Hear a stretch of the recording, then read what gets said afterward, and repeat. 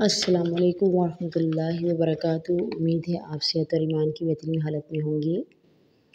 میرے پیارے بہن بھائیوں اور میرے پیارے بچوں، آج میں آپ کے لیے ایک ایسی کہانی لائی ہوں جس کا پہلے بھی میں آپ سے ذکر کر چکی ہوں، یعنی کہ میں نے آپ کو سورہ قریش کے بارے میں بتایا تھا، لیکن اس کے پیچھے مکمل کہانی کیا ہے، قریش کون تھے اور ان کا تعلق کہاں سے تھا، اور وہ اپنے آپ میں کتنے مگن اور خوش تھے، لیکن ان کے پاس کس چیز کی کمی تھی اور اللہ ان سے ناخوش کیوں تھا۔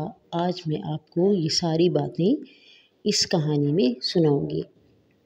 بہت عرصہ پہلے عرب کے ریگستان میں مکہ نام کا ایک چھوٹا قصبہ تھا۔ مکہ کے کچھ لوگ سوداگر تھے۔ سوداگر کون ہوتے ہیں؟ وہ ہوتے ہیں جو سامان یا تجارت ادھر سے لے کر ایک ملک سے لے کر دوسرے ملک لے کے جاتے ہیں، یعنی کہ وہ سودا بیچتے اور خریدتے ہیں۔ یہ سوداگر قریش کہلاتے تھے۔ سردیوں میں وہ نیچے یعنی جنوب میں ملک یمن جاتے۔ یمن میں ہلکی سردی پڑتی تھی، اس لیے سردیوں کے موسم میں یمن کا سفر قریش کے لیے آسان تھا۔ وہاں پر قریش وہ چیزیں خریدتے تھے جن کی شمال کے لوگوں کو ضرورت ہوتی تھی۔ گرمیوں میں وہ اوپر یعنی شمال میں ملک شام کی طرف سفر کرتے تھے۔ شام میں ہلکی گرمی پڑتی تھی، اس وجہ سے قریش کے لیے گرمیوں میں شام کا سفر آسان تھا۔ وہاں پر وہ یمن سے لائی ہوئی چیزیں بیچ دیتے تھے۔ قریش شام سے وہ چیزیں خریدتے تھے جن کی جنوب کے لوگوں کو ضرورت ہوتی تھی۔ وہ اپنے دوسرے سفر میں ان چیزوں کو یمن میں بیچ دیتے تھے، یعنی کہ فروخت کر دیتے تھے۔ ملک یمن اور شام کے بالکل درمیان میں واقع ہے، اس لیے قریش کے لیے ان دونوں ملکوں کا سفر آسان تھا، جو کہ آپ کو اس نقشے سے بھی آسانی سے نظر آ رہا ہوگا اور سمجھ آ رہا ہوگا۔ وہ اپنے ہر چکر کے بعد مکہ لوٹتے تھے۔ مکہ میں وہ اپنے دوسرے سفر پر جانے سے پہلے آرام کرتے تھے۔ مکہ میں قریش کے پاس بہت اچھے اور آرام دہ گھر تھے، جن میں بہت سے اچھے کھانے اور نوکر ہوتے تھے۔ ان کے پاس اپنے کاروباری سامان اٹھانے کے لیے کئی 100 اونٹ تھے۔ بچوں، آپ نے اونٹ دیکھے ہیں؟ جی ضرور دیکھے ہوں گے، کیسے وہ لائن میں چلتے ہیں۔ ان کے پاس بہت سے لوگ بھی تھے جو ان کا سامان اونٹوں پر رکھتے تھے اور اس کی حفاظت کیا کرتے تھے۔ وہ اس کاروبار سے اچھے خاصے روپے کما لیتے تھے۔ ان کے کاروبار اور دولت کی وجہ سے اس علاقے کے لوگ ان کی عزت کرتے تھے اور قریش بہت خوش تھے، کیونکہ ان کے پاس جو کچھ وہ چاہتے تھے وہ ان کے پاس تھا۔ لیکن ان کے ساتھ ایک مسئلہ تھا۔ قریش سوچتے تھے کہ انہیں یہ سب کچھ بتوں کی وجہ سے ملا ہے۔ کبھی آپ نے بت دیکھے ہیں؟ نہیں دیکھے تو یہ دیکھیے، بت ایسے ہوتے ہیں۔ بت پتھر اور لکڑی کی شکل کے ہوتے ہیں، یعنی کہ بت پر لکڑی اور پتھر کی بنی شکلیں ہوتی ہیں جو انسانوں سے ملتی جلتی ہوتی ہیں۔ وہ نہیں سمجھتے تھے کہ ان کو ہر چیز اللہ تعالیٰ نے دی ہے۔ وہ اللہ کا شکر نہیں کرتے تھے بلکہ بتوں کا شکر کرتے تھے، اور یہیں سے ان کے اندر یہ خرابی پیدا ہو گئی۔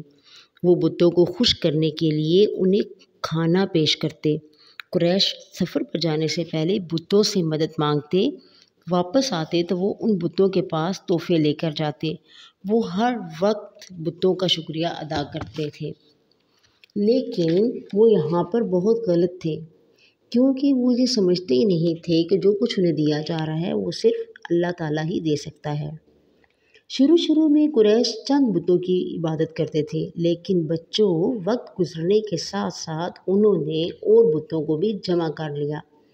آخر کار مکہ کے اندر اور اس کے ارد گرد 360 بت جمع ہو گئے۔ مکے کے باقی لوگ بھی قریش کی طرح تھے۔ وہ قریش کی نقل کرتے، ان کی طرح وہ بھی بتوں کی عبادت کرتے اور ان سے مدد مانگتے تھے۔ ہر خاندان کے پاس ایک مختلف بت تھا۔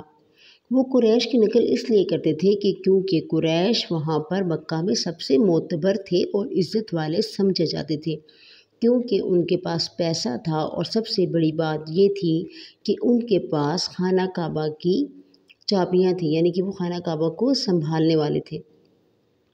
ہر خاندان اپنے بت کی حفاظت کرتا۔ ذاتی بتوں کے علاوہ بھی بہت سے بت ہوتے تھے۔ کوئی ان کے خیال میں فصلیں اگاتا، کوئی بارش کرتا تو کوئی سفر آسان بناتا تھا۔ وہ یہ بھی سوچتے کہ بت انہیں اللہ سے بھی قریب کر دیتے ہیں۔ پیارے بچوں، اللہ تعالیٰ نے قریش اور مکہ کے رہنے والوں کو سیدھا راستہ دکھانے کا فیصلہ کیا۔ اللہ تعالیٰ چاہتا تھا کہ یہ لوگ صرف اس کی ہی عبادت کریں۔ اللہ تعالیٰ چاہتا تھا کہ یہ لوگ جان لیں کہ بت انہیں اللہ سے قریب نہیں کر سکتے۔ ایک شخص سیدھے راستے سے اللہ سے دعا مانگ سکتا ہے۔ اللہ تک پہنچنے کے لیے کسی دوسرے شخص یا بت کی ضرورت نہیں ہوتی۔ جی ہاں، جب بھی آپ کو کچھ مانگنا ہو تو آپ اللہ سے مانگیں، اللہ آپ کو ضرور عطا کرے گا۔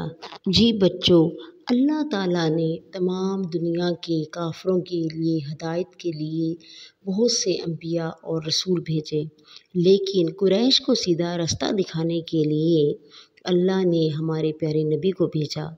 اللہ تعالیٰ نے ہمارے پیارے نبی کو کہا کہ وہ لوگوں کے پاس جائیں اور انہیں اللہ کی طرف بلائیں۔ رسول اللہ کا ایک خاص پیغام لے کر قریش کے پاس آئے۔ رسول اللہ جب اللہ کا خاص پیغام لے کر قریش کے پاس آئے تو آپ کو معلوم ہے وہ پیغام کیا تھا؟ جی، میں پہلے بھی آپ کو بتا چکی ہوں کہ وہ پیغام اب قرآن کا حصہ ہے اور اس کا نام سورۃ القریش ہے۔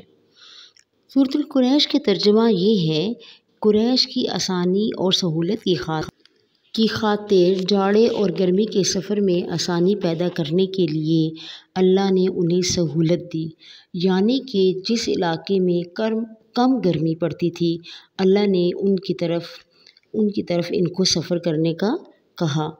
تو ان کو چاہیے کہ اس گھر یعنی خانہ کعبہ کے مالک یعنی اللہ کی عبادت کریں۔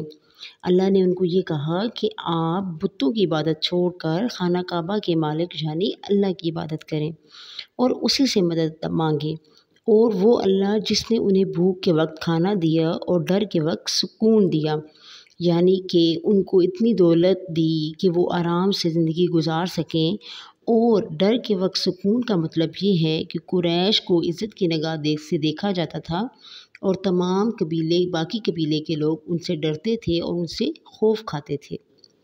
لیکن سورۃ قریش کے ترجمہ پڑھنے سے یہ پتہ چلتا ہے کہ اللہ تعالیٰ قریش سے خوش نہیں تھا۔ کیوں خوش نہیں تھا؟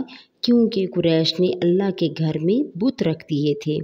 کیونکہ قریش اللہ کی عبادت کی طرف نہیں تھے بلکہ وہ بتوں کی عبادت کرنا شروع کر چکے تھے، اور اس لیے بھی اللہ ناراض تھا کیونکہ قریش بتوں کو تحفے دیا کرتے تھے اور اس کی عبادت کرتے تھے اور اللہ کے ساتھ ان کو بتوں کو شریک ٹھہراتے تھے۔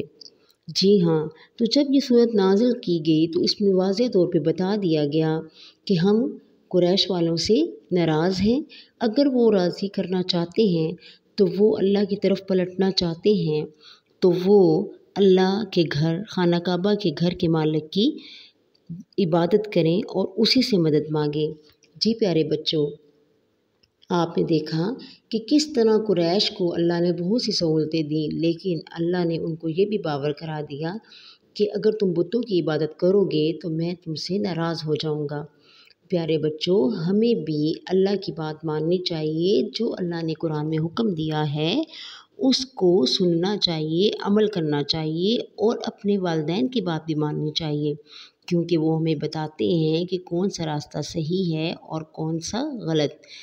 دوستوں کی بھی بات مانیں، لیکن سب سے پہلے اپنے والدین کی بات مانیں تاکہ آپ ایک اچھے انسان بن سکیں۔ جی پیارے بچوں، یقین ہے کہ آپ قریش کے لوگوں کی طرح نہیں ہوں گے بلکہ آپ ان اچھے انسانوں کی طرح ہوں گے جنہوں نے اللہ کی بات مانی، اپنے والدین کا حکم مانا اور انعام پائے۔ اللہ حافظ۔